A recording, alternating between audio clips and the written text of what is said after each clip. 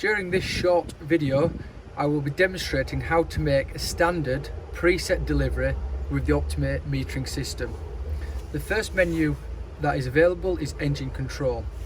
We use the blue selection button until we see delivery. Once delivery is displayed, what we see here is the last product delivered was kerosene. So we proceed with the green validation button into the delivery menu. The first option available is, are we delivering through the hose reel, or we select a different option which is bulk delivery. On this occasion we will deliver through the hose reel, so we press the green validation button on hose.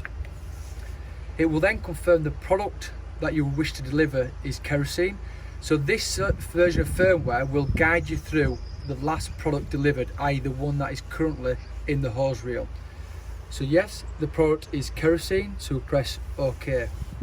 You now have 4 modes of delivery. In this video we'll be looking at just the preset delivery.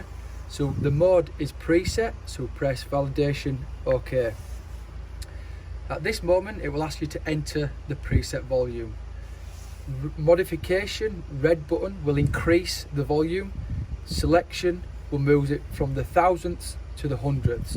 So selection moves the flashing digit along, and modification increases the preset.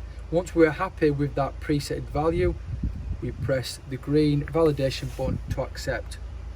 As we have 2 compartments with kerosene marked up, we can either come out with compartment number 1 with 2,000 litres. We can select with the blue button compartment number 2 with 2,500 litres.